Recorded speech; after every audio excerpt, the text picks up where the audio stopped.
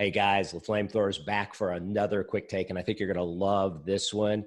Steve and I always asking Frog questions about what it's like to be an NFL scout and whatnot, and Frog happened to be an NFL scout for the Chicago Bears when they lost the 2006 Super Bowl.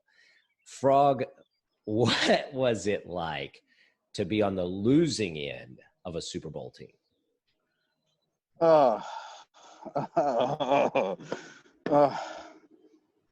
It's and I'm not alone on this, and this could be a little lengthy. And when you lose a Super Bowl, you'll forever hate that flipping day for the rest of your life unless you get to be a part of a winning. And I thought it was just me, and I had people like that have nothing to do with football say, man, shouldn't you get over this? And then I talk to people that have worked in football their whole life, that have experienced a loss, and it's with you for the rest of your life. It is the absolute pits.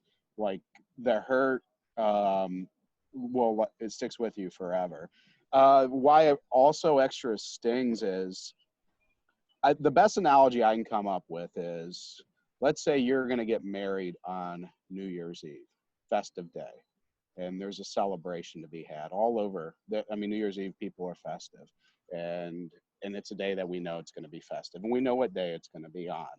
And you're getting married on this day, and everybody's happy, and this is going to be like the happiest day of your life. And your spouse, is walking down the aisle, and then when she gets up there, she just leaves. You'll probably forever hate New Year's Eve for the rest of your life. The only difference between that and the Super Bowl is almost anybody can get married or find a spouse. Not anybody can be a part of a Super Bowl running experience. And that's where it's an extra kick in the middle, and it forever hurts and will forever hurt. And I'll never get past that because I never got that opportunity again. I will never get that opportunity again, barring some miraculous thing that brings me back to football. And that's it. And the other thing is all the joy that you had to get there, like winning a championship game, and especially if you won it at home, that feeling, it's gone. There's no parade for being the champions of the NFC or champions of the AFC. You get a ring, but that ring just doesn't mean as much. And it's just really, really, it's something like I'm getting choked up talking about it. So, Frog, let me ask you, does that still to this day affect you when you watch the Super Bowl? I've only watched the Super Bowl. So as you pointed out, I think the game was in 2006 or it's 2007, Super Bowl 2006 season. I've only watched the Super Bowl with people one other time in my life. Every time when it comes to Super Bowl Sunday, I'll DVR it. I don't think I've ever watched it live, play by play from the start. Now I might end up through DVR catching up. And most of the times after the Super Bowl is over, it's just one of the things to where, because now I know enough people in the NFL, and a lot of them have like significant positions, to where I'll know a loser on that staff, or I'll know some scouts that experience that loss. And it hurts me because I know what they're going to go through for probably the rest of their lives. And this isn't just a me thing. Like, I've talked to numerous people. I've even talked to people that won Super Bowls, and it's the losses that that they still will resonate with them, to where that still bothers them. And hell, they work for the freaking Patriots. So like, but it's like that loss is always going to be with you. But I've only watched the Super Bowl with people one other time since then, and I will probably go the rest of my life to never watch it. I won't take any sort of sleeping meds. But one of my favorite Super Bowls is when, and actually I was with Steve that day, to where I consumed adult beverages, and I passed out before the game and woke up the next day. And it was like so it's been my happiest Super Bowl memory since before the loss. Kitch, I've got a question for you, because as long as I've known Frog, I've never seen him go into such an immediate state of depression. as when you ask that question. I'm just curious, do you enjoy hurting people with mean questions? I like getting to the truth, Steve. That's what this channel is all about, is the truth. So Frog, just briefly, you're the team. You come off the field. I don't want to induce any post-traumatic stress right now, but you come off the field, and what happens on that losing side? Obviously, you've got a championship party planned. Do they continue through with that party? Do people just get on the bus and head to the airport and fly out? Like what occurs? I think that Super Bowl was in Miami, great party city. What did you guys do after that loss? Yeah, so when you're on staff, so like players and coaches, they're on the field and all that, but for the most part, staff, we're watching it from the stands. Unless you're elite, you might be able in a box. But for the most part, so now you never watched a game in the stands all year, and here you are, you lose a Super Bowl, and you're in the stands. And you're exiting out. Now, thankfully, Bears fans are amazing, so there's more Bears fans. Although we had one asshole Colts fan behind us in the stands, which whatever Bears employee sold that person their ticket should be just punched in the face. But anyways, to move on, there was a Super Bowl party planned, and you go to it. And I had one of my best friends from high school, and artist that we like a lot by the name of Common. I think everybody knows who Common is now. He was going to do the Super Bowl after party for our own private Chicago Bears organization party, but we lost the Super Bowl, and I want to really just kind of chill and not be around people, and I wasn't alone, because we had all the food you could ever imagine, all the top shelf booze you could ever imagine. We had a cigar rolling station. I still have like that crusty ass cigar from that night, somewhere in storage. And everything was like, we're going to have a party. And then you get there, and then everybody's coming back like very sour moods. There were some people, to their credit, they're a better person than me, that had a good time.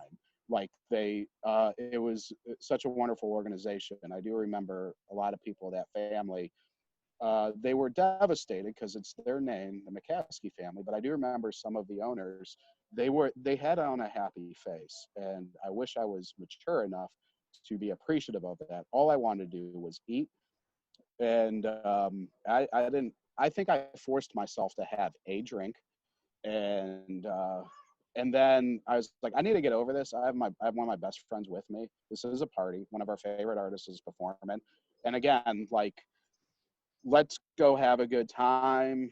And we go out there, and Common's rapping. And for what he thought was going to be a big Super Bowl party, and the stage was high up and all this at our hotel, there might have been less than 25 people on the stage, like out there. So he's doing a concert in front of like maybe 25 people. And I'm not exaggerating. And some of the players did force themselves to go out there. They brought their wives or girlfriends. I remember one of the players, he's such an amazing player, Mike Brown. I think it was his wife, she said, why are people like so sad? And the thing is, because she was in that moment of like, better person than us, I think, because we still are having a party, and right here is a great, MC throwing us a private party, and we should be celebratory of like, what a run. And people just don't have that. And that goes for all over. I've only heard of one organization, the Bills' first Super Bowl, where when they lost their first Super Bowl, they still had a party like no other. And then ever since then, all the other stories of a losing Super Bowl sounds just like mine. That is fascinating. Go ahead, Steve. Well, Frog, you mentioned before in conversations that winning a Super Bowl creates an instant bond amongst those teammates that they carry with them for the rest of their lives. Regardless of whether or not they split up and go to other teams, that ring almost creates a brotherhood and a family that never breaks. How different is that when a team loses a Super Bowl? I really feel over time there becomes an appreciation of, hey, we won the AFC, we won the NFC, but it's a lot different than when you win it. Now, I will speak on behalf of players. Financially, they're missing out on a lot of money if they don't win the Super Bowl, because they could forever sign autographs. The 85 Bears people, I don't want to put a specific amount, but like Ron Rivera was on our staff, and I remember he shared with us, like, he still makes money signing autographs as an 85 Bear for those things. So players miss out on money, but the bond part is the most important. And that's the part that the only thing that makes me want to get the itch to get back into it is to win a championship of some sort, because those forever bonds are so strong. Like, I've been a runner-up numerous times. And yeah, we do have a bond for being a runner-up. We can be appreciative of it, especially over time, if they don't have those winning moments or feelings. But it's different when you win a championship. Like, I saw it at Youngstown State. I saw it at Ohio State. And I'm sure, although I no longer live in Chicago, it's got to be different for when they talk about that 85 Bears. I mean, it seems like almost every year there's another 85 Bears sort of amazing documentary that we're all glued on because it's amazing content. They're not going to ever talk about the NFC Championship Chicago Bears ever. I mean, they might here and there, but really not again. It ends. It's just over. No bond. Now, Frog, a lot of times we see the runner-up in the Super Bowl struggle to make the playoffs, certainly fail to make, the Super Bowl a second time or an ensuing year. How much of that has to do with that hangover effect? How much of it is the team trying to make changes to get back there? What is it that causes those teams to falter the next year? Yeah, it's a lot of different things that can happen. It's incredibly hard to have that moment in time. Your team got a year older. People, contract-wise, will want more. And a lot of times they're deserving of more because they might have gotten in on a contract that was a little less. The other thing is you start to have, like, well, we made the Super Bowl, and you don't look at your needs as harshly as you do if you went 7-9. And those are the type of things that unfortunately we went through. I don't think it's as simple as like, oh, Super Bowl hangover, it just happens. Like, there's a lot of other things that build up to it. And another thing is, like, and this is natural for young people and for teams that go to the Super Bowl and lose it, you can think, well, we'll be back next year. And that same type of grind to build up to get there, you got to be a special person to re-fire those engines. And not a lot of people have that in them. And that's no knock at all. I mean, no knock at all. That happens. So those are a lot of underlying factors. And any team that can come back continually to the playoffs or lose the Super Bowl and come back to the playoffs is just remarkable. I mean, remarkable in my eyes, because I saw how hard it was for us. Well, that's an awesome take from the perspective of someone who's been through a losing Super Bowl. Not many of us know what that behind the scenes means. Steve doesn't know what it means to get to a Super Bowl. And so I love how you're saying that. Frog, thanks for that take. Not many people have lost on such a major level. Not many of us have experienced what it's like to fail so spectacularly and with the lights on us and everybody looking. What an unbelievable take. Kitch, you're going to have to pay for this man's counseling bills for the next few years after this. I do want to point Hey, that listen, out. we talked to – thank you for failing spectacularly. Yeah. So listen, we talked to Ricky Smith about things, and he had a great take on just that success versus failure and how that looks. Frog, I want to just let you know, I was on the other end of that as a Colts fan. That was our first and only Super Bowl with Peyton Manning, and so your suffrage allowed me to have great joy. So I want to thank you for that. For those of you watching, I want to thank you for watching. Like, comment, and subscribe.